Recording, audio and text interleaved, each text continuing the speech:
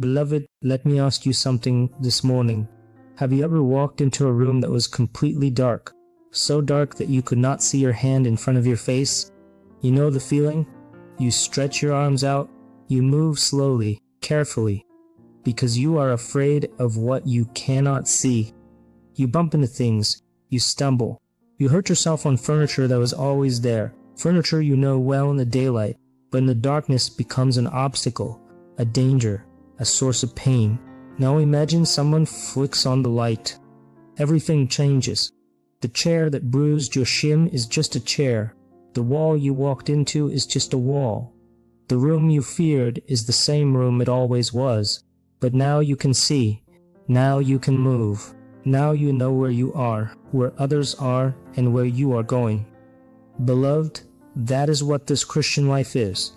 That is what God is calling you into right now, in this moment, in this sanctuary, on this very day. He is not calling you deeper into the shadows. He is not asking you to manage your darkness or dress it up and sit it in the front row. He is calling you out of every hidden place, every secret shame, every unspoken fear, every wound you have carried so long you have forgotten it has a name. He is calling you into the light, and I want you to understand something before we go any further. Walking in the light is not a burden. It is not a punishment.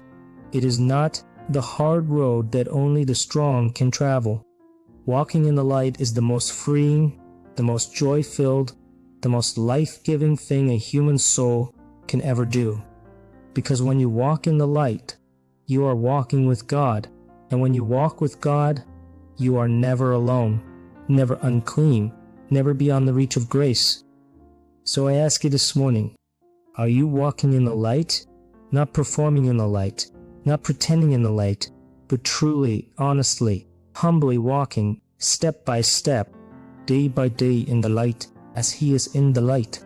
That is the question this prayer will answer. Let us anchor ourselves, as we always must, in the Word of God. Open your hearts to 1 John chapter 1, verse 7.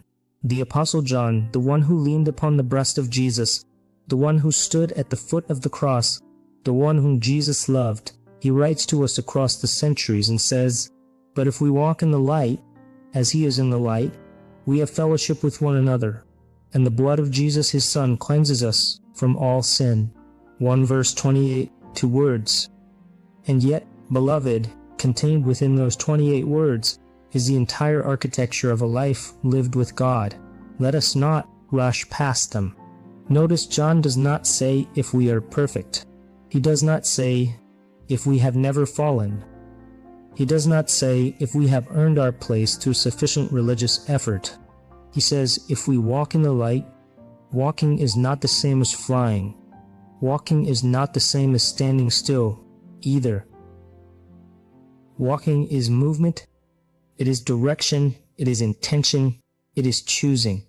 Every single morning when you rise, to turn your face toward the light rather than toward the darkness.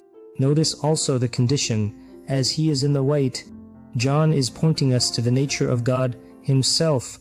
God does not merely visit the light. God does not occasionally step into clarity. God is light. 1 John 1:5 says it plainly. God is light, and in Him is no darkness at all. None, not a shadow, not a corner, not a secret room. And we are invited to walk in that same uncompromising, all-revealing, all-healing light. And when we do, two magnificent things happen. First, we have fellowship with one another. The word in the Greek is koinonia, a word so rich, so full, that no single English word can contain it. It means sharing, participation, partnership, communion. It is the word for the deep bonds of community that form when people are no longer hiding from each other. When you stop pretending and I stop pretending, when we both stand in the light and show each other who we really are, that is when true fellowship is born. Not the shallow pleasantries of Sunday morning small talk, but the deep, covenant love of people who have walked through darkness together and chosen the light. Second, the blood of Jesus His Son cleanses us from all sin. All sin, not most, not the respectable ones, not the forgivable ones. All sin, the word cleanses in the Greek is present tense. It is happening right now, continuously, perpetually. The blood of Jesus is not a past event only. It is a living, active, ongoing stream of grace that washes you clean every moment you walk in the truth. This is the Word of God. This is the foundation of our prayer. Beloved people of God, I want to teach you 3 things from this verse before we enter into prayer together. The first thing is this: light reveals what darkness hides. Many of us have spent years, perhaps decades, keeping certain things in the dark, not because we are wicked people, but because we are afraid. We are afraid of what others will think. We are afraid of being judged. We are afraid that if they truly saw us, the real us, the unedited us, the us that struggles and doubts and falls and gets back up and falls again, they would not love us anymore. But hear me carefully. The darkness you are hiding in is not protecting you. It is imprisoning you. Every secret you carry in the dark grows heavier with time. Every sin you refuse to bring into the light festers in the shadows. And the enemy, the great deceiver, he loves the darkness. He thrives there. He whispers to you in the dark. You cannot tell anyone. They will never understand. You are too far gone. Given up on you. Those are lies. Every single one of them is a lie. The light is not your enemy. The light is your freedom. And God, in His infinite mercy, does not shine His light on you to expose you to shame. He shines His light on you to expose the lie that you are unloved, unforgiven, unreachable. The light says you are seen and you are still loved. The second thing is this: fellowship requires honesty.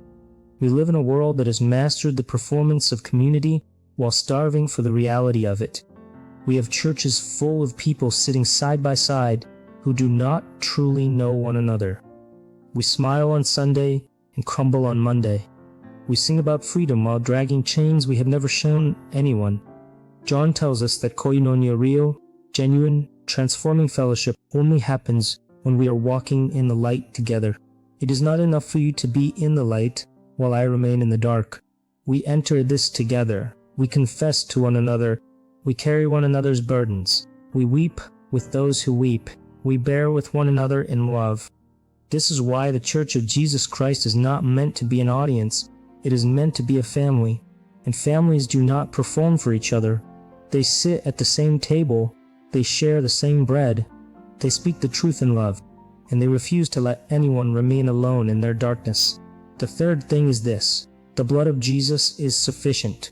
I do not care what you have done. I do not care how many times you have fallen in the same place. I do not care how deep the pit is or how long you have been in it. The blood of Jesus Christ is sufficient. It is more than sufficient. It is an ocean of grace that has never run dry, has never been stretched too thin, has never encountered a sin it could not cover.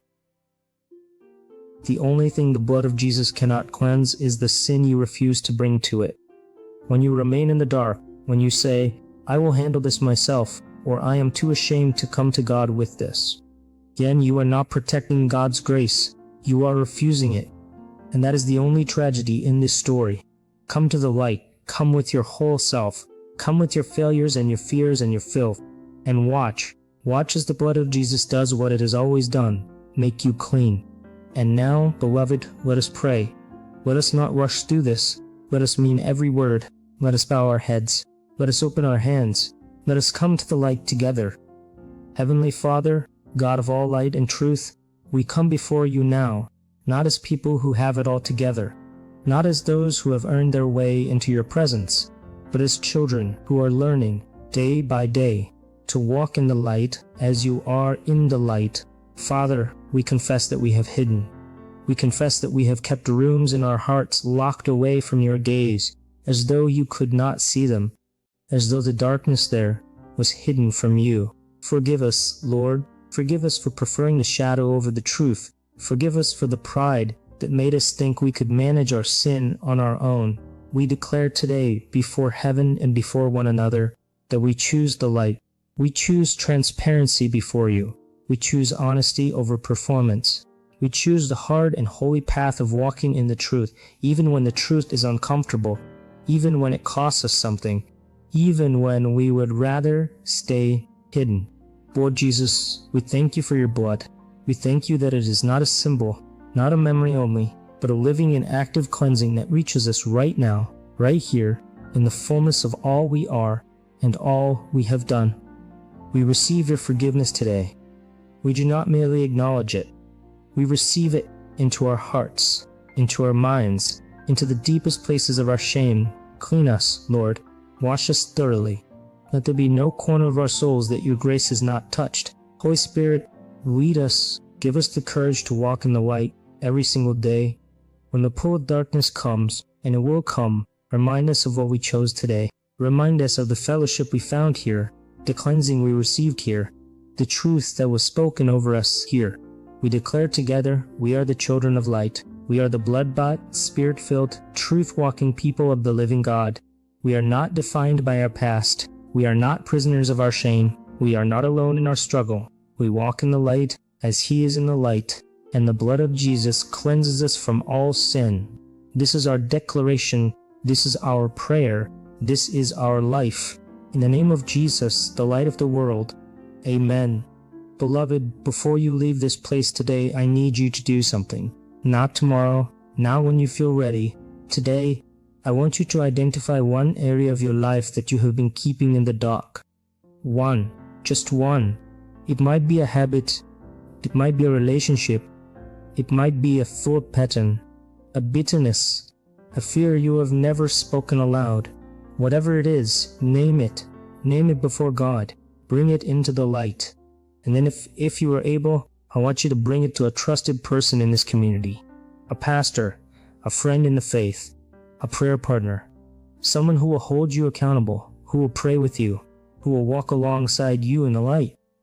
Because John tells us that fellowship, real fellowship, only happens when we walk in the light together. You were not made to carry this alone. And finally, I want you to receive the cleansing.